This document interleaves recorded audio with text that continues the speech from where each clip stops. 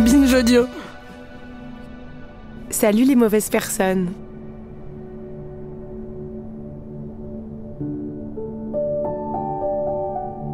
Peut-être que vous faites partie des chanceux qui, quand ils ont lu le titre de cet épisode, Peut-on apprivoiser la peur de la mort, se sont dit « Moi, je n'ai pas peur de la mort ». Moi aussi, j'ai longtemps dit ça. Freud, même si on ne garde pas tout de ce qu'il a dit, était assez clairvoyant sur ce coup-là. Il expliquait que notre propre mort nous est impossible à réaliser. Nous nous pensons tous immortels, inconsciemment. Et tant mieux, quelque part. Sinon, à quoi bon s'échiner à aimer, souffrir, rire, apprendre, se planter ? Tout ça pour qu'un jour, il ne reste plus rien de nous. Plus que quelques poussières que le temps dispersera, quelques souvenirs que les générations oublieront. Je dis chanceux parce qu'il y a des événements de la vie qui viennent trucider cette croyance, qui viennent jeter toute leur lumière cruelle sur cette vérité que nous nous échinons à éviter. Nous sommes tous et toutes de passage.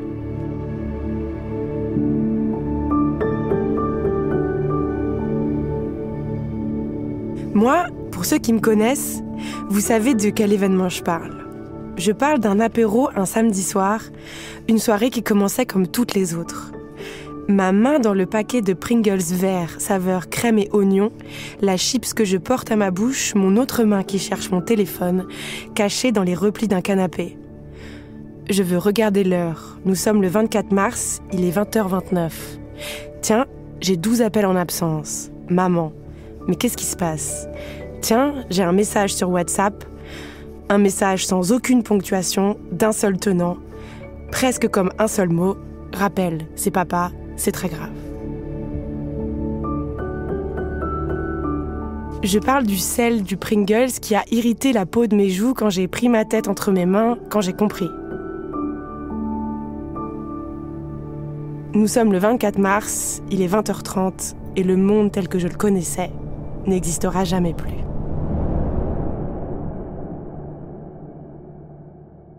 Alors oui, pardonnez-moi, mais je vous appelle chanceux, ceux qui peuvent encore dire qu'ils n'ont pas peur de la mort.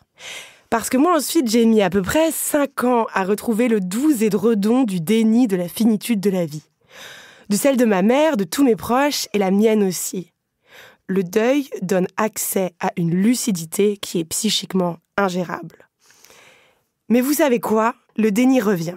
Et je suis très fière de vous annoncer que je n'harcèle plus ma mère quand elle met plus de 30 minutes à répondre à un message, que je ne me réveille presque plus la nuit parce que je rêve que mon cercueil se renferme sur moi.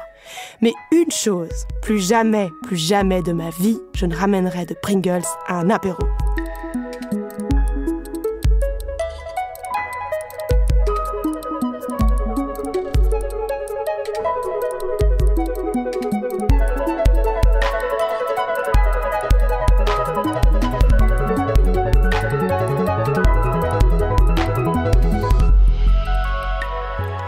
J'espère que vous me pardonnerez, mes très chères mauvaises personnes, pour cette introduction très triste et très personnelle.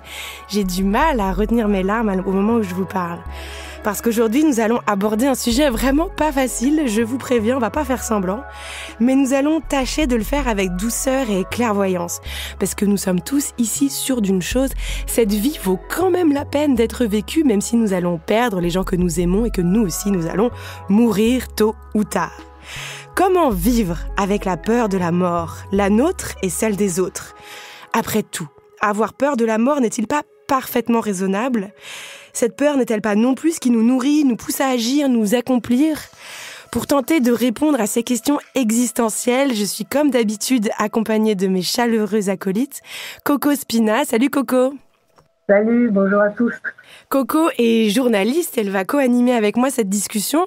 Alors hélas, Coco, aujourd'hui tu es à distance, mais tu nous amènes le bon air de Marseille, le Mistral dans ta voix. Malheureusement, il pleut très fort. Ah mince, pas de Mistral. c'est adapté au thème de notre émission. Exactement. Et Samuel Doc, comme d'hab. Salut Samuel. Salut Judith. Samuel, tu es psychologue clinicien et auteur de plusieurs ouvrages, dont Les chemins de la thérapie. Et notre invitée de notre édition spéciale mort, c'est Catherine Audibert. Bienvenue Catherine. Bonjour à tous. Catherine, tu es psychologue clinicienne d'orientation psychanalytique, si je ne dis pas de bêtises, et autrice du livre Le temps de la perte, qui est à la fois un essai et le récit de la perte de ton fils suite à un accident de voiture. Merci beaucoup d'être avec nous pour parler d'un sujet aussi sensible. Merci beaucoup. Merci à vous. Alors si c'est possible, si on y arrive, si on n'y arrive pas, écoutez, ce sera pas grave. Mais j'aimerais qu'on essaye de diviser notre discussion entre deux peurs. La peur de notre mort à nous, et puis ensuite la peur de la mort de nos proches et la question du deuil. Donc Samuel, ma première question s'adresse à toi. De quoi parle-t-on profondément ou psychiquement quand on parle de la peur de la mort, de la peur de mourir ?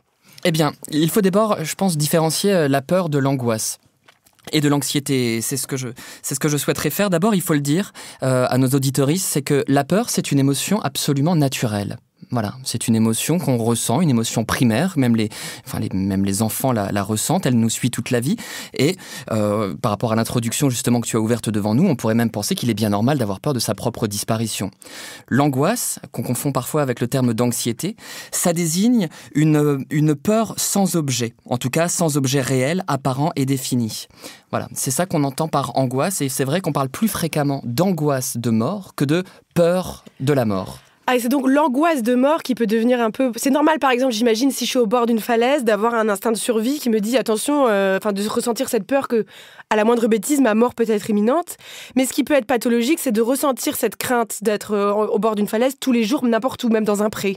Alors, c'est pas sûr parce que, par exemple, on peut penser à ce philosophe, Kierkegaard, qui expliquait que notre espèce est la seule à avoir conscience qu'elle disparaîtra, a priori, on le suppose, et qu'il est bien normal, face à un tel vertige, d'éprouver une peur de la mort. Et c'est pour ça que ces concepts-là sont importants. Mais je reviens à mes petits éléments de définition. Vas-y. Parce que c'est vraiment très important, c'est que lorsqu'on parle d'anxiété ou d'angoisse, pour cette émission, je vais les lier, ça désigne à la fois des symptômes qui sont psychiques, c'est-à-dire des peurs et un envahissement psychique, mental, et en même temps des symptômes physiques, avec par exemple des battements de cœur plus élevés, une hausse de la pression artérielle, des tremblements. Et si nos auditoristes sont sensibles à cette question, je crois qu'il est vraiment important de pouvoir repérer ce qui appartient à l'angoisse. Si à un moment donné, la personne a peur de la mort au point que cela entrave sa possibilité à jouir de la vie, si ça limite ses interactions aux autres ou son travail, là nous sommes plus dans le registre de l'angoisse, de l'anxiété. Coco ? Oui, mais est-ce que ce n'est pas le propre de l'humain d'avoir peur de la mort ? Oui, Catherine, par exemple, est-ce que tu as une opinion là-dessus ? Oui, forcément, oui. La mort, c'est ce qui nous attend tous. On en prend conscience relativement tôt. Enfin, un enfant de 5 ans a déjà conscience de la finitude, du fait que quand on dit que quelqu'un est mort, c'est irréversible. C'est plus seulement comme si on dormait. Non, là, on ne se réveillera pas. Donc, effectivement, on est travaillé toute la vie par ça, parce qu'il faut bien l'intégrer quand même, cette idée de la finitude, et c'est pas forcément évident pour tout le monde. Ça dépend aussi des expériences de vie qu'on a, parce que quand on est confronté à la mort de l'autre, voire même à la sensation de sa propre mort, du fait de maladies, du fait d'accidents quand on est enfant, on n'a pas eu le temps de maturer suffisamment, ce qui nous permet d'intégrer la notion de mort et de finitude, justement. C'est une angoisse existentielle qui est universelle. On la connaît tous, cette angoisse-là. Alors, plus ou moins, et selon les parcours de chacun, de manière plus ou moins importante, plus ou moins envahissante. Samuel ? Mais j'entends tout à fait, et je suis d'accord avec Catherine, un grand choc peut conduire justement à changer notre rapport à la mort, mais, et là je le dis à destination de nos auditoristes, certaines personnes peuvent avoir des angoisses de mort immenses sans jamais avoir perdu qui que ce soit. Et là, cette angoisse vient peut-être signifier quelque chose de plus profond que simplement une angoisse de mourir. Oui, mais alors justement, si je peux me permettre... Moi, je rapporte ça quand même à ce que le psychanalyste et pédiatre Winnicott nommait comme étant les angoisses impensables du nourrisson, et qui sont peut-être ce qui nous permet d'imaginer ce qui va être après dans la vie certaines angoisses, et notamment l'angoisse de mort. C'est quoi les angoisses impensables du nourrisson ? Alors, il faut se dire que le nourrisson est dans un état de dépendance totale à son environnement. Et certaines expériences peuvent lui faire ressentir justement à quel point il est vulnérable, de proximité avec la mort, enfin, à travers certaines sensations qu'il peut ressentir. Et quand un bébé est trop exposé à des sensations comme celle-là, voilà, ça peut créer des symptômes, voire pire, des maladies psychiques ultérieurement, dont font partie aussi les angoisses de mort. J'aimerais vous parler d'un livre qui, je pense, si on s'intéresse aux questions de la mort, c'est le plus beau livre jamais écrit sur cette question, selon moi, selon mon jury littéraire personnel, qui est La mort d'Ivan Ilitch, donc de Tolstoï, et qui décrit les 3 derniers jours de vie d'un homme condamné à mourir, et qu'il le sait. Et j'aimerais prendre le temps de vous en lire un petit extrait. Je vais me concentrer pour bien lire. Il avait appris dans le traité de logique de Kiesewetter cet exemple de syllogisme. Caius est un homme, tous les hommes sont mortels, donc Caius est mortel. Ce raisonnement lui paraissait tout à fait juste quand il s'agissait de Caius, mais non quand il s'agissait de lui-même. Il était question de Caius ou de l'homme en général, et alors c'était naturel.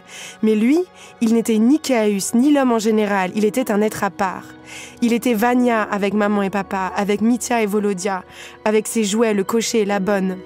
Avec toutes les joies et tous les chagrins et tous les enthousiasmes de son enfance, de son adolescence et de sa jeunesse. Est-ce que Caius avait jamais senti l'odeur de la balle en cuir que Vania aimait tant ? Caius avait-il jamais baisé la main de sa maman ? Avait-il eu du plaisir à entendre le froufrou de sa robe de soie ? Était-ce lui qui avait fait du tapage pour des petits gâteaux à l'école ? Était-ce Caius qui avait été amoureux ? Caius est mortel, c'est certain, et il est naturel qu'il meure. Mais moi, avec tous mes sentiments, toute mon intelligence, moi, c'est autre chose. Il n'est pas du tout naturel que je doive mourir. Ce serait trop affreux.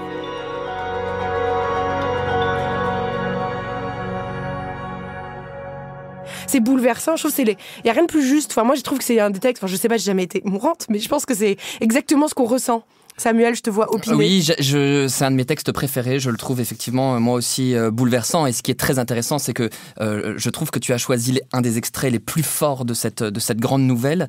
Et ça fait écho exactement à ce que Catherine décrivait, c'est-à-dire qu'on ne peut pas penser la mort sans revenir aux origines.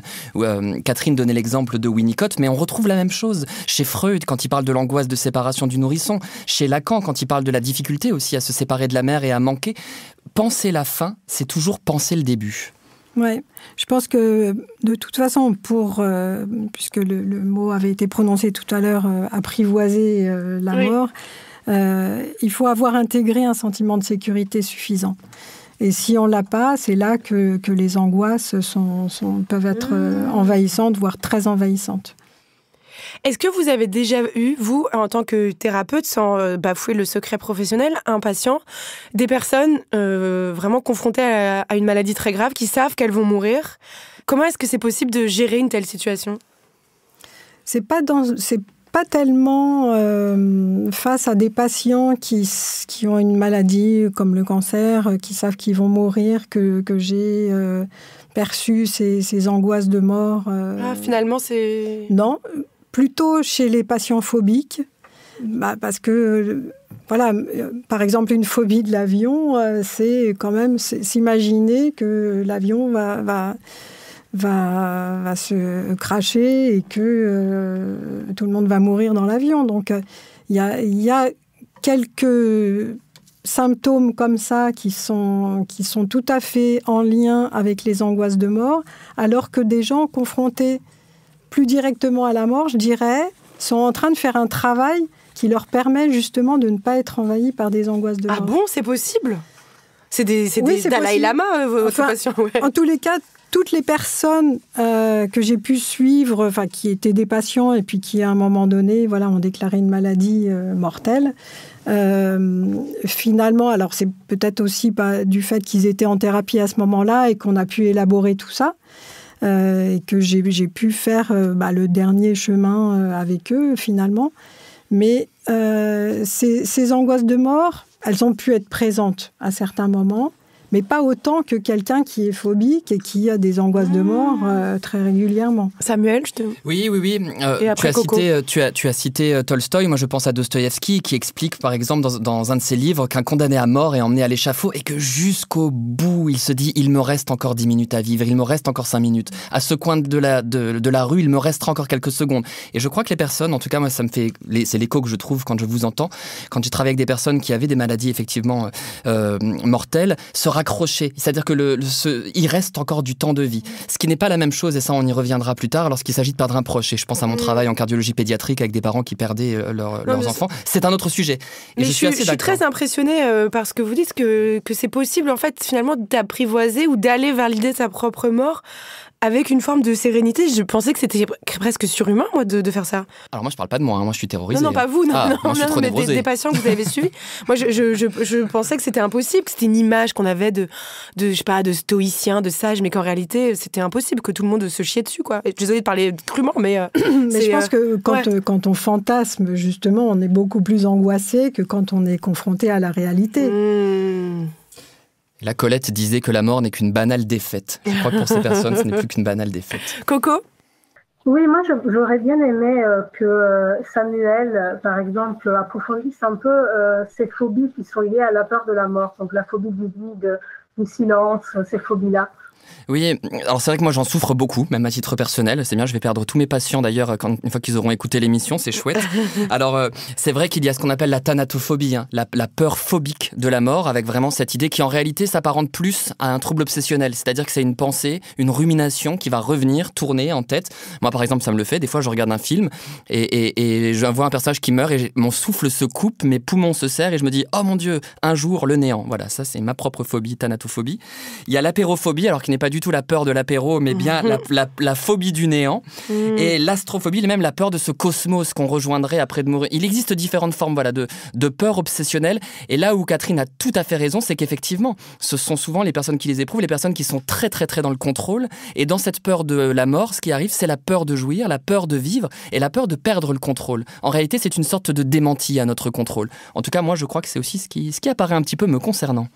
Alors attends, la peur de mourir, ce serait la peur de vivre selon toi ? Ah, il y a vraiment quelque chose de cet ordre-là, puisque vivre implique de lâcher le contrôle et de se laisser aller à un moment donné. Et quand on a peur de mourir, c'est bien qu'on se cramponne quelque part à chaque seconde d'existence et donc on ne vit pas, puisqu'on est attentif à la vie qui est en train de se passer. Du moment où je vais mourir, je serai plus concerné, ça y est, j'aurais quitté la partie. La mort ne nous concerne pas en réalité. Du moment où je caricature, du moment où elle nous arrive, elle cesse de nous concerner, à partir du moment où elle survient. Si j'y pense, c'est bien que je ne suis pas en train de vivre mon existence, de l'investir, c'est bien que je suis en train de penser à sa fin, et donc que je suis dans quelque chose qui s'apparente à un contrôle. Je pense que c'est impossible de vivre sans avoir parfois des pensées sur quand est-ce qu'on va mourir, est-ce que ça va être un accident, est-ce que ce sera une maladie, est-ce que ce sera dans longtemps. C'est quand même une des réalités les plus insupportables avec lesquelles on doit tous composer. Bien sûr, mais il y a des échelles, tu vois, il y a des moments où ça peut devenir véritablement oui, c'est sûr, si ça t'empêche de sortir de chez toi tous les jours, c'est ça. Moi, je vois que les moments où j'ai eu des angoisses de mort les plus violentes, c'était justement des moments où j'étais dans une routine, 8h, 21h de consulte, aucun lien social. Je pense par exemple au confinement où on ne faisait que travailler, et en fait, je ne vivais plus. Et c'est là, en fait, que j'avais peur de mourir, ce qui est très paradoxal. Alors, j'aimerais citer un extrait de ton livre, Catherine, sur justement, peut-être que cette conscience de ne pas être éternelle est aussi une force que nous avons. Tu cites le psychanalyste Maurice Korkos, qui dit que l'éternel et l'éphémère doivent rester fantasmatiques. Il faut être un savant équilibriste pour ne pas vivre obsédé par l'idée de la mort et pourtant l'intégrer en arrière-fond de sa conscience afin d'éviter les dangers, se soigner, se protéger. Le narcissisme et les pulsions de vie sont ainsi intimement liés. Il faut s'aimer assez pour avoir le désir et la force de reculer le moment de la mort. C'est très beau, tu peux nous en dire un peu plus ? D'ailleurs, justement, je pensais à l'adolescence qui est peut-être le moment où on intègre l'idée qu'on n'est pas immortel. Peut-être qu'avant, on peut avoir ce fantasme-là. À l'adolescence, il faut pouvoir justement intégrer le fait qu'on n'est pas immortel pour pouvoir prendre un certain nombre de risques pour vivre, comme disait Samuel, parce qu'on ne peut pas rester à ne rien faire. Pourtant, c'est à l'adolescence qu'on fait les conneries un peu... Bien sûr, mais justement, c'est ce moment charnière où on est prêt à faire beaucoup de conneries qui, des fois, nous mettent en danger. C'est vrai qu'à l'adolescence, il faut avoir un peu de chance, des fois, hein, parce qu'on peut aller très loin dans cette prise de risque. Mais en même temps, c'est là où on commence à intégrer le fait qu'effectivement, on n'est pas immortel et qu'il faut peut-être faire un peu attention. Et c'est ça, cet équilibre qu'on trouve à ce moment-là entre vivre et puis ne pas se mettre en danger pour ne pas perdre la vie bêtement. Et c'est aussi peut-être cette conscience de ne pas être éternel et que le temps nous est compté. Pardon, je suis vraiment... c'est aussi ce qui nous pousse... Moi, c'est une grande force de me dire, il y a certaines choses que je veux accomplir dans ma vie et j'ai pas toute la... Enfin, si, on a toute la vie devant nous, certes, mais on n'a pas non plus 500 ans, quoi. Donc, ça pousse à se mettre des coups de pied au cul. C'est le moteur de toutes les créations, y compris la procréation. Enfin, voilà. Exactement. Oui, j'attendais d'ailleurs que tu en parles, Catherine, du rapport à la sexualité et à la mort qui peut-être saute pas toujours aux yeux, mais il y a quand même cette idée, et Rose dialogue avec Thanatos. Oui. Coco ? Justement, j'avais une question pour toi, chère Judith. Oui. Dans ton intro, tu dis qu'après 5 ans de deuil, le déni revient. Mais tu dis aussi que le deuil nous confronte à une hyperlucidité qui est insupportable. Est-ce que c'est donc le déni qui revient ? Ou bien est-ce que c'est une forme d'acceptation, peut-être de sagesse, qui s'instaure et qui justement nous permet d'accomplir des belles choses, des grandes choses? Ah, disons, c'est pas facile d'être de l'autre côté, mais je pense que on a envie de croire dans notre monde que quand on est confronté à des expériences extrêmement difficiles, on est récompensé en sagesse ou on est récompensé en maturité, ce qui est peut-être un peu vrai, mais ce qui, moi, m'agace personnellement. Parce que j'aurais préféré ne pas vivre ça, même si ça m'a peut-être changé ma personnalité. Et je pense la particularité des deuils violents qui ne sont pas précédés d'une maladie ou quoi que ce soit, c'est qu'on est ramené à la réalité de la fragilité de l'existence et on est ramené très concrètement au fait qu'à chaque fois qu'on voit quelqu'un, c'est peut-être la dernière fois, parce que maintenant on l'a vécu, qu'on a fait « Ah, ciao, bisous, à la semaine prochaine !» et en fait il n'y aura pas de semaine prochaine. Et quand on le sait, ça, quand on le vit, après, c'est horrible de l'avoir tout le temps en tête. C'est insupportable. Mais pourtant, il n'y a rien de plus vrai, il n'y a rien de plus juste. C'est peut-être la dernière fois qu'on se parle, c'est peut-être la dernière fois que vous écoutez ce podcast, c'est peut-être la dernière fois, c'est peut-être ma dernière journée sur cette planète. Mais se le rappeler ça tous les jours, c'est horrible. Enfin, moi, je trouve, c'est pour ça que je dis que c'est une lucidité insoutenable.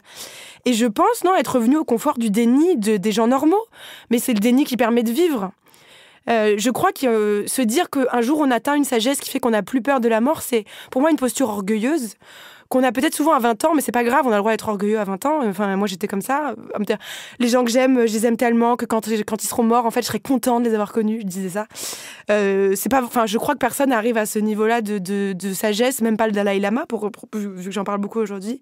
On a peut-être besoin de croire que la sagesse va nous aider à gérer l'épreuve de la perte des autres, etc. Mais c'est pas vrai. Moi, je crois qu'on va tous pleurer, trembler. Face à la mort, on est tous comme un petit bébé abandonné sur une aire d'autoroute, selon moi, à tous les âges de la vie. Merci pour ta réponse. Vraiment. Et moi, j'avais une question pour vous aussi, du coup, j'enchaîne, pardon. Il y a un très beau livre qui est d'un psy, je sais plus psy quoi il est, qui s'appelle Irvin Yalom, qui est un livre qui s'appelle Thérapie existentielle, qui est à destination des thérapeutes, mais que tout le monde peut lire, enfin, en tout cas, que moi, j'ai lu. Et dedans, il explique que les hommes et les femmes n'ont pas la même conscience de la mort. Les femmes, avec la maternité et le fait d'être sociabilisées comme des proies, ça, c'est moi qui rajoute ça, c'est pas lui qui dit ça, mais ont bien plus conscience de la finitude de la vie. Et les hommes ont plus davantage des comportements un peu trompe-la-mort, sport extrême, moto sans casque, etc. Est-ce que c'est quelque chose que vous constatez, vous, en tant que thérapeute aussi, cette différence genrée de l'approche de la fin de notre vie ? Moi, je citerais Beckett qui disait que les femmes accouchent à cheval sur une tombe. C'est-à-dire que quand elles donnent la vie, elles savent qu'elles donnent la mort aussi. Ouais. Donc il y a, je pense, une perception de la finitude qui n'est pas la même, peut-être, chez les hommes et chez les femmes, du fait de cette possibilité qu'ont les femmes d'enfanter. Samuel ? Peut-être, mais peut-être aussi, je ne sais pas, c'est vraiment une hypothèse, c'est pas du tout, j'ai pas de certitude, mais si je pense à mes patients hommes, je pense que dans certains cas, il peut y avoir quelque chose d'une forme de castration quand même, c'est-à-dire de perdre la puissance virile avec la mort. Je veux dire, c'est quand même une force qui nous rétame tous. Pour le coup, là, la finitude, c'est la première de toutes les pertes et la dernière en même temps, la plus importante de toutes. Donc, donc malgré tout, ici, voilà, on perd quand même un certain objet viril, un objet de pouvoir, le corps qui se dégrade aussi avant la mort, dans certains cas. Et ça, je sais que voilà, c'est plus difficile à traverser pour les hommes que pour les femmes. Dans un monde macho, tu veux dire, du coup, les hommes ont plus de mal à accepter l'idée de la mort parce que ça leur coupe leur surpuissance masculine. Exactement, ils n'en ont pas triomphé. Oui, tout à fait. Oui. Ouais, c'est ok. Donc en fait, toutes ces démonstrations un peu trompent la mort, c'est aussi pour dire moi, j'ai tellement une grosse bite que je dépasse la mort. Quoi. Exactement, c'est une sorte de conduite de réassurance presque contraphobique, on pourrait dire. Oui, tout à fait. Coco ? Oui, moi j'avais une question pour Catherine. Dans ton livre, tu écris « La mort ne s'oppose pas à la vie, mais à la naissance ». Et je voulais savoir qu'est-ce que tu entends par là. Alors, c'est pas forcément moi qui le dis comme ça. Je l'ai lu pas mal chez les anthropologues. Et effectivement, je trouve ça assez pertinent parce que le début de la vie, c'est la naissance et la fin de la vie, c'est la mort. Donc, voilà, entre la naissance et la mort, il y a un début et une fin. Et c'est peut-être comme ça, effectivement, qu'on doit concevoir les choses. Et est-ce que cela trouve un écho dans votre pratique psychanalytique ? Ah oui, forcément. Enfin, moi, en tous les cas, la question de la mort, ça a toujours été une question importante, je trouve, dans les cures avec mes patients. Peut-être davantage que les questions de sexualité, de castration, de DIP. Pour moi, ça a toujours été peut-être la question numéro 1. Le fait que, effectivement, il faut faire ce chemin d'intégration de l'idée de la mort, de l'idée de la finitude et du fait qu'on n'est pas tout puissant. Et je pense que depuis la mort de mon fils, puisque là, il en est question dans le livre que vous avez cité, ça a été encore plus évident pour moi, vis-à-vis de mes patients, de pouvoir traiter ces questions-là. C'est hyper intéressant ce que tu dis, où on s'imaginait pas que c'était la question numéro 1 dans les cabinets de psy, cette peur justement, ou le fait de devoir composer avec ça. Mais en fait, c'est ce qu'on a de plus universel tous aussi. Oui, après, tous les psys n'entendent pas toujours la même chose et on fait le psy avec ce qu'on est, je dirais. Mais pour moi, c'est une question vraiment essentielle. Et est-ce que d'avoir traversé le décès de ton fils, ça a changé ton rapport à ta propre mort, à la peur de ta mort ? Alors moi, j'étais un peu comme Samuel, j'avais très peur de la mort. En tous les cas, j'ai des souvenirs de moi, enfant, me couchant le soir et me disant « il ne faut pas que je me couche dans telle position parce que ça va inciter la mort à arriver ». Enfin, voilà, je n'adoptais pas la position du gisant parce que je me disais que je n'allais pas me réveiller, que j'allais rester comme ça et que j'allais être morte le lendemain matin. Bon, après, évidemment, on avance dans la vie, il y a des choses qui mûrissent, encore que, à l'adolescence, je pense que si j'ai pris beaucoup de risques dans mon adolescence, alors que les risques, c'est plutôt les garçons qui les prennent et pas autant les filles, si j'ai pris beaucoup de risques, c'était un peu une façon de conjurer justement la peur de la mort. Mais en tous les cas, elle m'a quand même poursuivie un peu toute ma vie. Et quand j'ai perdu mon fils, là, j'ai été tellement près de la mort. J'ai tellement désiré finalement mourir, moi aussi, que pendant toute une période, pendant des années, j'avais plus peur de la mort. Elle me faisait plus peur du tout. C'était même... Je me la représentais comme un lieu ami, puisque mon fils était dans la mort. Et en fait, maintenant que je suis de nouveau davantage du côté des vivants, je sens que la peur de la mort revient un peu. Et c'est peut-être ça qui me dérange un petit peu maintenant. Pardon, je mets quelques secondes parce que je trouve ça très beau, tout ce que tu viens de dire. Pour clôturer peut-être cette discussion vraiment juste sur le thème de la peur de notre mort, après on enchaînera sur la peur de perdre nos proches, et on reviendra bien sûr plus en profondeur sur ton expérience de la perte de ton fils. Coco, tu avais une histoire très forte à nous partager sur la peur de ta propre mort. Oui, alors merci de me donner la parole sur ça. Voilà, je vais prendre le temps de raconter parce que c'est vrai que c'est des sujets délicats. Mais voilà, le 4 février 2022, j'ai appris que j'ai une maladie auto-immune rare qui est incurable, qui s'appelle sclérodermie. C'est une maladie vraiment très rare. En France, on parle de quelques dizaines de milliers de personnes. C'est-à-dire que vous avez presque plus de chances de gagner à la loterie que d'avoir cette maladie.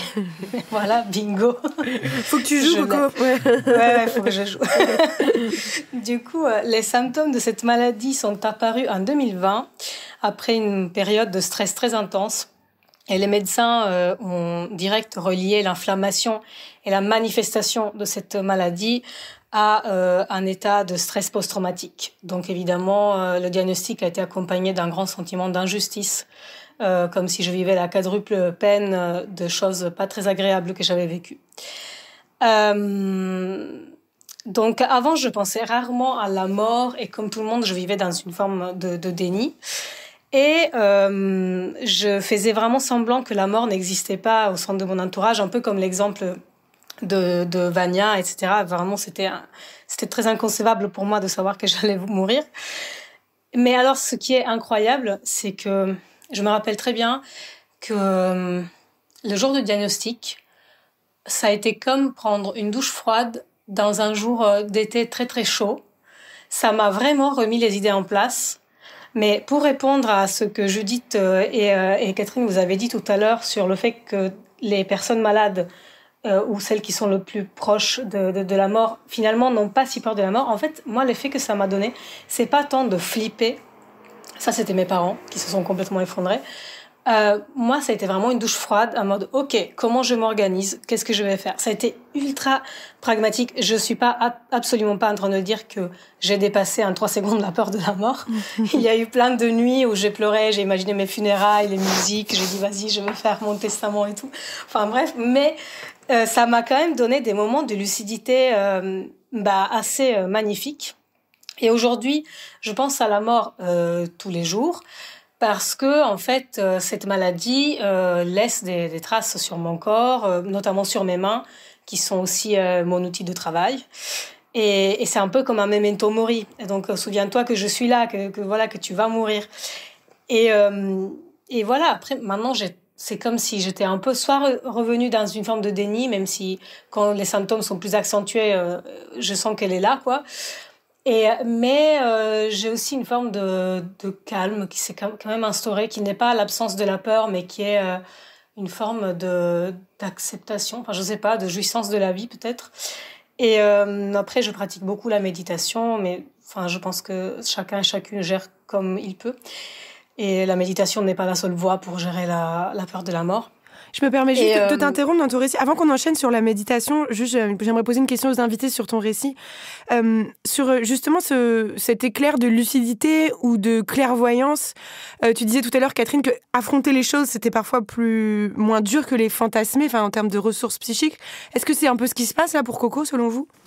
J'ai l'impression, oui, parce que quand elle dit « je me suis organisée », c'est un peu ça.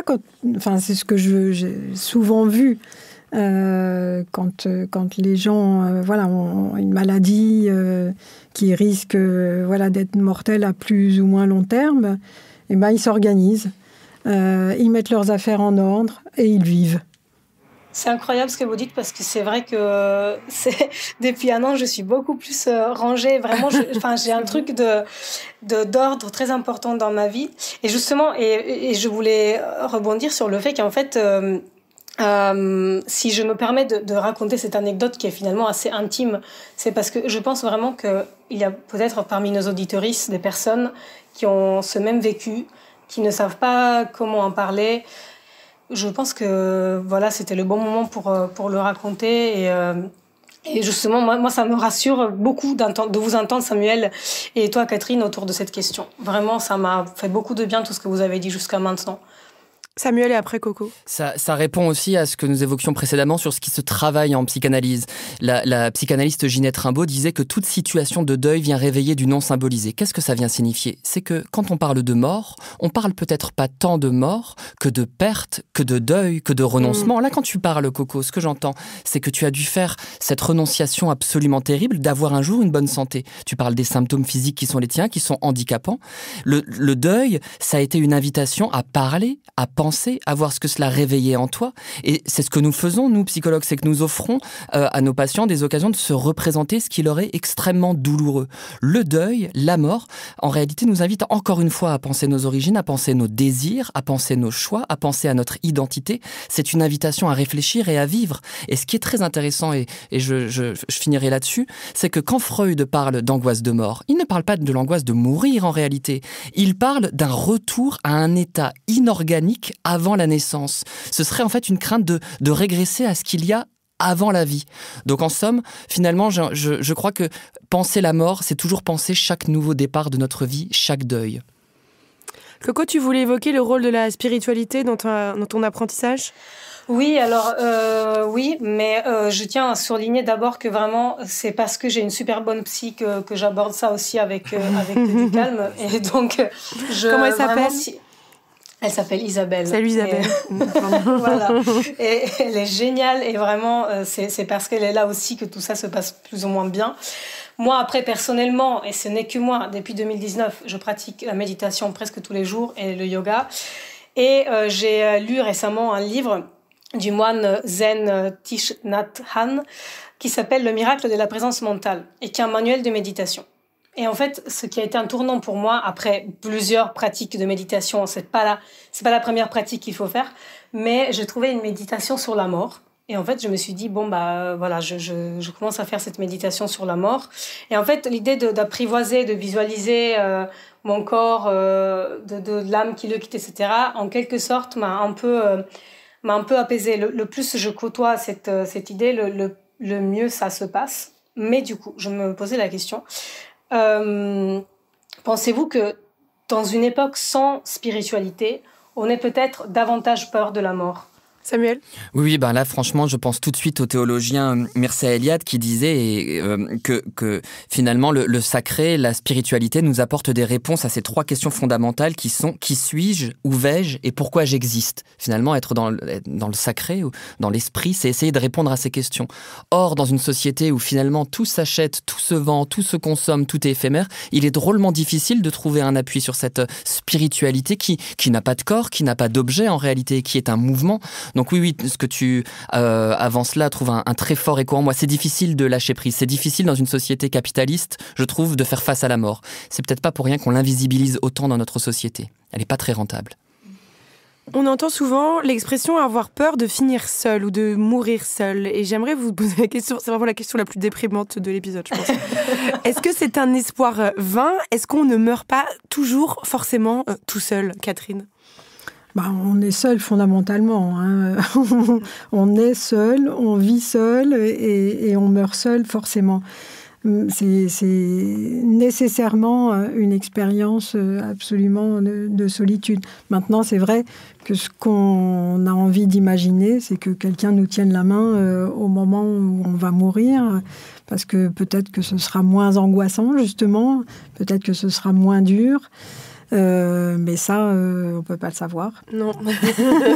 Samuel ? Je pense que, oui, on meurt peut-être, on peut mourir seul physiquement, mais j'ai l'espoir que dans notre pensée, tous ceux que nous aurons aimés, le jour où nous mourrons, seront malgré tout avec nous dans ce qu'ils nous auront transmis, dans la chaleur, dans les premiers gestes. Moi, je pense vraiment à ces personnes que j'ai pu rencontrer qui souffraient de la maladie d'Alzheimer et qui étaient vraiment dans des états de délabrement physique et psychique extrêmement importants, dans les stades avancés de la maladie. Et pourtant, quand une personne de leur entourage, ils ne savent plus du tout qui c'est, les touche, il s'apaise, il se calme. On voit que les soins sont plus faciles à prodiguer. Il y a une méthode d'ailleurs qui travaille là-dessus qui s'appelle Humanitude, qui est très bien. Ce qui montre que même quand on n'a plus de mémoire, même quand on a tout perdu, il reste quand même une sorte de mémoire du corps, du contact. On n'est pas seul. Je suis navrée, je suis obligée de vous interrompre quelques petites minutes. On se retrouve tout de suite.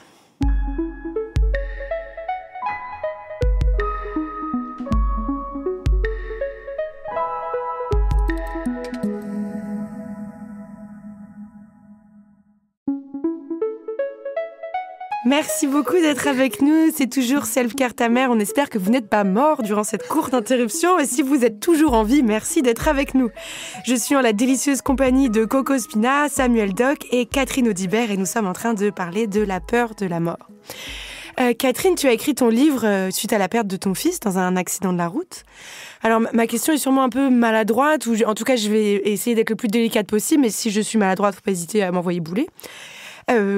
Comment fait-on pour vivre quand on a perdu un de ses enfants ? C'est compliqué à répondre, parce que moi, je l'ai traversé, donc je sais comment j'ai réussi à remonter la pente, comme on dit. Mais après, c'est très subjectif. Voilà, chacun peut trouver sa façon de revivre.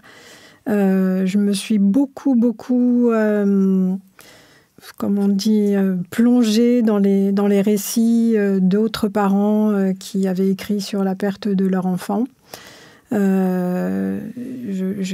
trouvé que j'avais besoin des mots des autres pour arriver à mettre des mots sur ce que j'étais en train de ressentir, en train de vivre, parce que je n'avais plus de vocabulaire, je n'avais plus rien, je me sentais complètement vide et je ne pouvais plus symboliser ce que j'étais en train de vivre. C'est ça qui est peut-être extrêmement difficile. Alors, là, je parle de la perte de mon fils et donc du deuil, mais c'était une perte brutale. Voilà, ça s'est passé en une nuit. Je l'ai vu le vendredi soir et le samedi matin, les policiers nous apprenaient qu'il était mort à 4 heures du matin. Donc, ça a été d'une telle brutalité, j'étais tellement pas du tout préparée à ça que j'ai vécu un traumatisme important. Et donc, du coup, après, les premiers temps du deuil, c'était aussi toute cette période de récupération après le traumatisme, quoi. Donc il y a quelque chose qui s'est chevauché pendant plusieurs mois quand même entre le trauma et le deuil qui était en train de s'installer. C'est sûrement absurde de chercher à faire cette comparaison, mais on imagine souvent que le deuil d'un enfant, c'est le pire des deuils qui puissent exister. Je sais pas, je pourrais pas dire. Évidemment, en tant que parent, c'est notre avenir, notre futur, enfin tout ce qu'on imagine de ce qu'on a envie de vivre après en étant grands-parents. Ma vie, elle était déjà un peu derrière moi. J'avais encore des choses à vivre, mais c'est vrai que j'avais élevé mes enfants. C'est eux maintenant qui allaient créer des choses, qui allaient faire leur vie. Et là, il y a eu un moment de rupture qui a été terrible pour tout le monde, pour toute la famille. Moi, j'étais enfermée dans ce choc et dans ce malheur. Donc, j'avais pas non plus tellement la vision de ce qui se passait autour de moi. Je m'en protégeais même parce que j'étais empathique avec ce que les autres pouvaient ressentir et que ça rajoutait à la douleur que je pouvais avoir moi. Mais je ne sais plus ce qu'était le début de la question. Est-ce que c'est le pire des deuils ? Mais est-ce qu'on peut savoir finalement ? Je ne sais pas si c'est le pire des deuils parce que tout dépend aussi de la structure psychique des gens, de ce qu'ils ont vécu, de leur expérience. Évidemment, un deuil, une perte ne vient pas sur une histoire où il s'est rien passé avant. Donc ça va réouvrir déjà les deuils antérieurs, les pertes antérieures, les traumas antérieurs. Et puis, selon la constitution de chacun, ça va être quelque chose qui va créer un effondrement ou pas. Samuel ? La dimension, moi ce qui m'a énormément touché dans ton livre et ce qui m'a aussi beaucoup touché, Judith, dans ton introduction qui était vraiment bouleversante, c'est le sentiment de culpabilité, je crois. Quand on a peur de perdre quelqu'un ou quand on a perdu quelqu'un, j'ai pas vécu assez de moments avec lui, qu'est-ce que j'aurais pu faire ? Toi, Catherine, ce qui est très fort, je trouve, dans ton roman, c'est que ça prend presque la forme d'une enquête. Que s'est-il passé ? Qu'est-ce que j'ai fait ? Et c'est aussi ça qui nous empêche quelque part de faire le deuil. Je sais que j'utilise une formule très ramassée et très simpliste et j'en ai vraiment conscience, c'est dans le cadre là, direct. Mais c'est ce sentiment de culpabilité, encore une fois, qui nous rattache quelque part à cette personne qu'on n'arrive pas à perdre, à laisser partir. Et c'est ce que je trouve de concordant dans vos deux témoignages. Absolument, ouais. Ah ouais. Ouais, je pense que du coup, on a vécu quelque chose d'à peu près similaire quand même, Catherine, qui est la mort du jour au lendemain, celle qui débarque par effraction sans aucun signe avant-coureur. Donc toi, c'était un accident, moi, c'était une crise cardiaque foudroyante. Je pense que ce type de deuil demande un travail quand même psychique supplémentaire. Parce qu'il y a toute la culpabilité de ne pas avoir su que c'était la fin, la dernière fois, de ne pas avoir su que c'était la dernière fois, les regrets que ça entraîne. C'est quand même, je trouve, un type de deuil qui est particulier, non ? Oui, et puis la culpabilité en tant que parent. Ça, oui. Voilà, même si mon fils est un adulte, en tant que mère, je ne pouvais pas me faire à l'idée qu'il puisse partir avant moi. Mais en plus de ça, dans mon boulot de mère, il fallait que je le protège et que je sois là jusqu'au bout, quoi. Donc, il y avait quelque chose de très dénarcissisant à plein de niveaux. C'est-à-dire que c'est l'échec total, quoi. Quand une mère perd son enfant, c'est l'échec total. C'est, quelque part, elle peut imaginer qu'elle perd tout. Bon, après, le fait que je sois là à en parler prouve que non, j'ai pas tout perdu, mais enfin, j'ai eu le sentiment de tout perdre quand même pendant plusieurs années. J'étais folle à certains moments. J'ai perdu complètement les pédales parce que cette obsession, effectivement, de mener une enquête, de tout savoir, de tout comprendre, ça fait que à certains moments, on est complètement à côté de la plaque. On n'est plus dans la réalité. J'étais plus que dans le monde des morts. Il y avait plus que ça qui m'intéressait. Et puis, au moment, les jours qui ont suivi sa mort, j'avais des hallucinations. Donc, Freud l'explique aussi. Cette espèce de psychose hallucinatoire là. Il l'explique comment ? Je pourrais pas retrouver par cœur la citation. L'ombre de l'objet est tombée sur le moi. En ce qui concerne la mélancolie, parce qu'effectivement, après, le deuil peut prendre une allure mélancolique, justement, du fait de ces auto-accusations, du fait de cet état catatonique dans lequel on peut tout d'un coup se retrouver. Mais le refus de cette mort fait que on hallucine celui qui est parti. J'entendais le bruit qu'il faisait à l'adolescence quand il montait les escaliers. Moi, je vois encore mon père dans la rue parfois, un quart de seconde. Voilà, c'est ça. Je sentais l'odeur qu'il avait quand il était bébé. Il y avait tout un tas d'hallucinations comme ça qui faisait que en même temps, on est accompagné encore. Il y a quelque chose de vivant dans ces hallucinations du mort, mais on a l'impression de devenir fou, quoi, tout simplement. Coco ? Oui, justement, Catherine, dans ton livre, tu racontes donc la douleur de cette perte, mais tu fais le constat qu'en fait, dans la langue française et même dans d'autres langues, en fait, ça n'existe pas un mot pour définir la perte d'un enfant. Qu'est-ce que les parents qui perdent un enfant deviennent ? C'est-à-dire qu'on peut dire des enfants orphelins, quelqu'un qui devient veuf ou veuve. Et voilà, quel mot vous pourriez mettre là-dessus ? Il y a beaucoup de gens qui cherchent. Moi, j'ai pas encore trouvé non plus. Il y avait un mot qui est le désenfantement, qui a été repris un certain nombre de fois, mais qui ne plaît pas à tout le monde. C'est toujours pas rentré, je pense, dans la langue française. En tous les cas, je ne crois pas que ce soit dans un dictionnaire. Non, on n'a pas trouvé. Ça existe dans d'autres langues. En hébreu, ça existe. On n'a pas encore trouvé. Je pense que tous les parents endeuillés cherchent un mot pour pouvoir se définir, parce que, mine de rien, c'est comme si on faisait partie d'une communauté un peu silencieuse, parce qu'on ne se voit pas trop les uns les autres. Enfin, il existe des groupes de parole de parents endeuillés auxquels moi, je n'ai pas participé.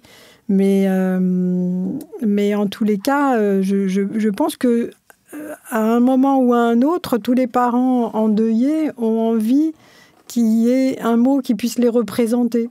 Et il n'y en a toujours pas. Donc voilà, on est un peu... Tu disais tout à l'heure que tu étais devenue folle dans justement cette épreuve du deuil, mais quelle autre réaction tu aurais pu avoir? Est-ce que la folie est parfois la réaction la plus rationnelle à une situation? Mais moi, je trouve que c'était une folie bénéfique, de toute façon. Et je pense qu'elle était même indispensable, incontournable. Voilà. Ça faisait partie... d'ailleurs, Alouche, le psychanalyste qui disait ça, c'est que finalement, cette folie, elle fait partie du deuil aussi. Voilà. Le deuil qui est le plus inquiétant, c'est le deuil qui est complètement figé. Mais moi, je pense que le deuil, de toute façon, il ne s'arrêtera jamais, il sera toujours au travail. Voilà, c'est un travail psychique et il n'y a pas de raison que ça s'arrête. Et puis, je vois bien, avec les autres pertes que j'ai eues dans ma vie, que même à mon âge, ça continue à travailler. Voilà, pas tous les jours, mais à certaines périodes, ça se remet au travail.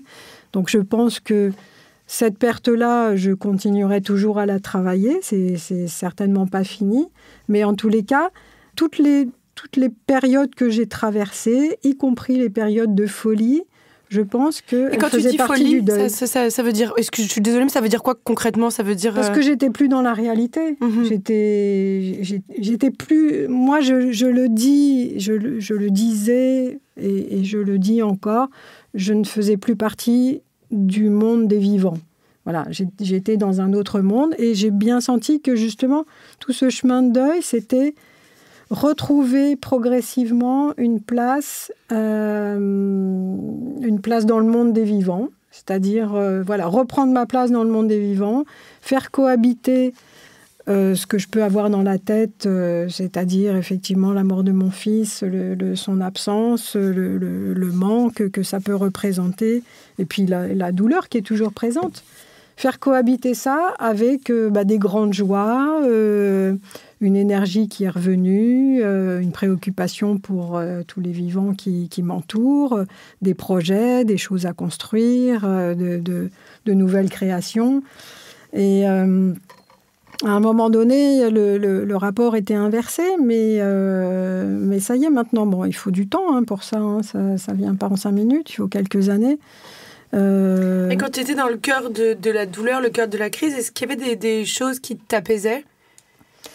Au tout début, alors on nous invite à parler, effectivement, pour symboliser ce qu'on est en train de traverser, ce qu'on peut avoir dans la tête, mais c'était pas ce qui me soulageait le plus. En fait, j'avais besoin qu'on s'occupe de mon corps, me faire masser. Me sentir bien physiquement, c'était un peu comme un nourrisson. Enfin voilà, j'étais dans une période très régressive où j'avais besoin qu'on s'occupe de moi comme d'un bébé, enfin qu'on me nourrisse, qu'on me cajole, qu'on me berce, que je sois bien au chaud, que j'ai pas froid, qu'on me fasse des caresses, et c'était la seule chose qui pouvait vraiment m'apaiser, pas durablement, mais en tous les cas qui me faisait le plus de bien. Je trouve ça très beau ce que tu dis et je pense que c'est quelque chose de très important aussi pour peut-être les auditeuristes ou quand parfois on est confronté à un proche qui est dans le deuil, on se dit il faut que je trouve les mots pour l'apaiser, etc. Comme s'il y avait des mots qui pouvaient apaiser. Et je pense que parfois une tasse de thé, une accolade, c'est bien plus, plutôt que de dire des trucs maladroits qui vont blesser peut-être plus qu'autre chose. Enfin, je pense que c'est vraiment quelque chose d'important à avoir en tête. Samuel ? Oui, et justement, parfois j'ai l'impression, et c'est ce qui ressort un peu dans ton livre, Catherine, parce que tu listes un sacré paquet de bêtises qu'on a pu les gens t'ont dit, mais de ce que tu as pu dire, et je pense que ça intéressera beaucoup nos auditeuristes. Mais parfois, je crois que la personne parle pour se rassurer elle-même face à la perte de l'autre. Parfois, juste être là et se taire, c'est déjà ça le plus gros effort. Ne rien dire plutôt que de bombarder la personne de remarques dont elle ne saura de toute façon pas quoi faire. Mais je trouve assez fou, moi, quand on est confronté... Pardon, je ramène tout à moi, mais voilà, c'est un sujet qui me concerne aussi. Quand on est confronté au deuil, donc on voit vraiment la maladresse des gens, et il y a des trucs, t'as l'impression d'être dans un film. Moi, j'ai le souvenir d'un pote qui me fait un monologue de 40 minutes en me disant, tu me parles quand tu veux, tu vois, si tu veux me parler, je suis là, machin, mais qui me laisse pas en placer une. Fait que j'étais là, ok, bon. Donc, du coup, tu te retrouves parfois dans cette situation qui est absurde de devoir consoler l'autre parce qu'il sait pas quoi te dire. Et en fait, il y a un moment, les gars, je rends les armes là, c'est trop, quoi. Et je trouve ça complètement, enfin, vraiment, ça fait partie des douleurs, je trouve, du deuil. C'est à quel point on on devrait se dire comment se consoler parfois et se ramener au b.a.-ba des choses les plus simples. De plus, perdre un enfant, c'est quelque chose qui fait tellement peur. Enfin, voilà, les autres parents sont, enfin, quand ils sont confrontés, au fait qu'un ami vient de perdre un enfant, ceux-là, ils se disent ouf, c'est pas moi, j'y ai échappé. Et en fait, ils sont la plupart du temps tellement mal à l'aise avec ça qu'effectivement, ils ont des paroles malheureuses. Alors, la plupart du temps, quand il s'agit d'amis, moi, je leur en veux pas. Hein. Quelquefois, c'était beaucoup plus dur. On se sent un peu pestiféré à un moment donné. C'est-à-dire que la douleur, le malheur, et ce malheur-là particulièrement, il éloigne les autres. Et c'est vrai que moi, je l'ai très bien senti que des amis, effectivement, des personnes que je considérais amies, n'ont pas su quoi faire de cette histoire-là. Et peut-être ont eu tellement peur ou se sont sentis tellement mal à l'aise qu'on les a plus revus. Samuel ? C'est aussi peut-être le problème au-delà de l'individuel. Là encore, c'est peut-être un problème qui concerne le collectif. C'est-à-dire que dans notre société, nous sommes tous crispés sur nos corps, qui est voué à mourir, crispés sur nos égos, sur nos écrans, sur nos narcissismes. Nous ne bénéficions plus, comme certaines générations précédentes, d'un discours peu importe ce qu'il vaut, religieux ou politique sur la mort. L'anthropologie de la mort aujourd'hui est bien faible. On ne sait plus penser la mort, on ne sait plus la parler. Et regardez, pendant l'épidémie de coronavirus, nous avions des chiffres. Tant de personnes infectées, tant de personnes décédées. À aucun moment, il y a véritablement eu d'échanges, de débats, de prise de conscience de ce que c'était que toutes ces morts. Collectives. Voilà, il n'y avait rien, il n'y avait que des chiffres. Voilà ce qu'est la mort aujourd'hui, des chiffres. Quand on parle de la guerre en Ukraine, il en va de même. Comment concevoir aujourd'hui que nous ne puissions pas être, comme tu dis, je reprends ton terme, pestiférés quand nous faisons cette expérience absolument terrible du deuil d'un proche, alors même que toute notre société ne supporte pas la mort. Oui. Impossible. Ce que je voudrais rajouter, c'est qu'il y a un paradoxe, parce que tout le monde est d'accord pour dire c'est dommage, il n'y a plus de rituel, on a peur de la mort, on laisse pas les gens faire leur deuil, etc. Mais finalement, à côté de ça, on valorise beaucoup on valorise beaucoup les personnes qui emmerdent pas les autres avec leur malheur. Ah oui, ceux qui souffrent dignement. Voilà, ceux qui souffrent dans la dignité. Cette expression déjà, ça veut dire quoi ? Il y en a qui souffrent indignement, elle est atroce. Ouais. Et du coup, en fait, non, on ne permet pas aux gens qui sont dans la douleur de pouvoir l'exprimer, cette douleur. C'est compliqué. Je pense que justement, la question des deuils pathologiques, elle découle aussi de là. Alors, c'est quoi le deuil pathologique ? Expliquez ce que c'est. Il y a des critères dans le DSM qui sont au bout de je sais pas combien de temps. Dans le manuel de classification des troubles mentaux, le DSM-5, il est dit qu'un deuil devient pathologique lorsqu'il dure plus de 6 mois. Non, mais ça, franchement... Ce qui est absolument, et Judith, je te vois réagir, aberrant. Comme si on pouvait quantifier et qualifier une douleur. La question, c'est pas la durée en plus, parce que, moi, c'est ce que je disais tout à l'heure. Je considère que le deuil, il n'a pas forcément de fin. Voilà, ça se travaille toute la vie. Mais en tous les cas, effectivement, il peut y avoir des formes pathologiques qui peuvent se voir dès le départ. Mais ça, tout de suite, effectivement, s'il y a des auto-accusations trop fortes, s'il y a des risques suicidaires de la personne endeuillée, là, il faut prendre la chose au sérieux. On n'est pas dans un deuil ordinaire.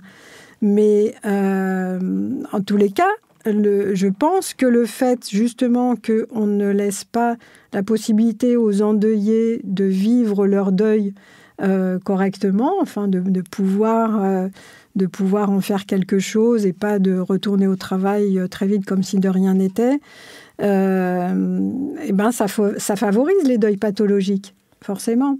On est sous médicaments assez rapidement quand on est en deuil.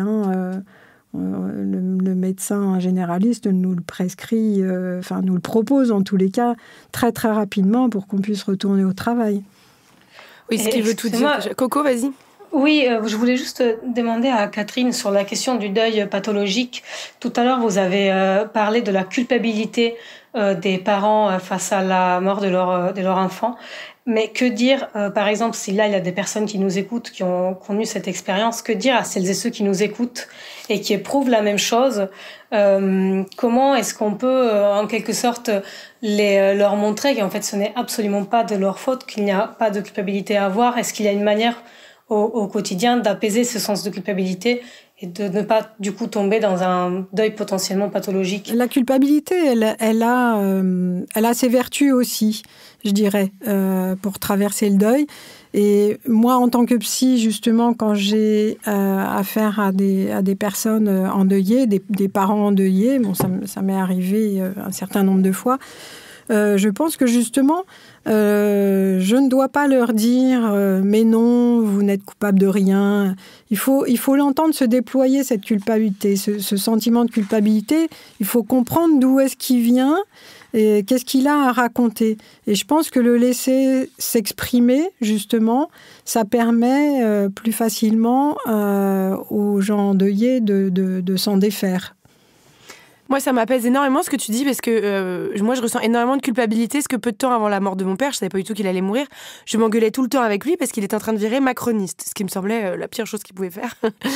Et si j'avais su que c'était peut-être les dernières fois qu'on allait se parler, j'aurais parlé d'autre chose. Je crois que j'aurais dit combien je l'aimais et combien je le remerciais pour tout ce qu'il m'avait transmis, etc. Et je vis avec ce regret de pas avoir suffisamment dit et de m'être pris la tête sur la politique juste avant sa mort.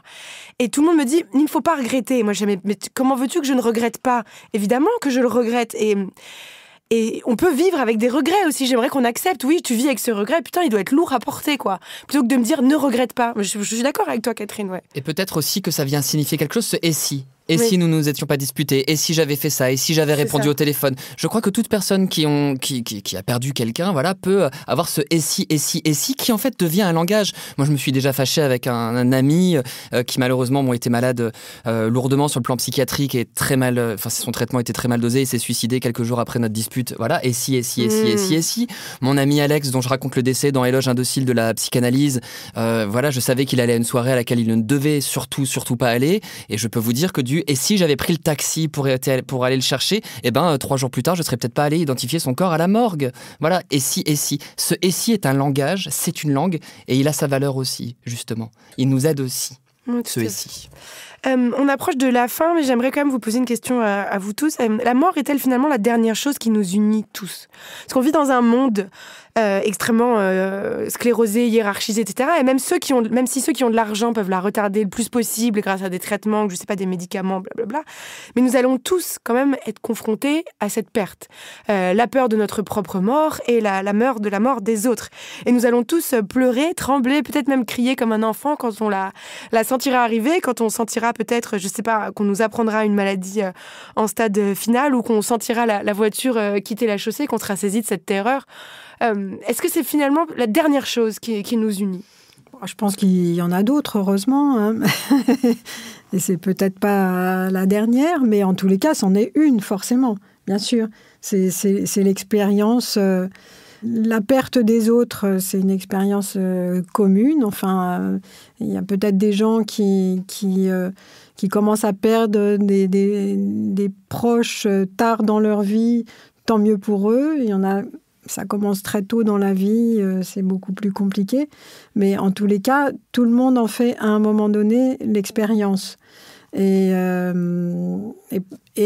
l'appréhension de sa propre mort, eh ben, on la ressent tous et toutes aussi. Donc, effectivement, il n'y a rien de plus universel, pardon. Mais bon, il y a d'autres expériences qui nous réunissent quand même.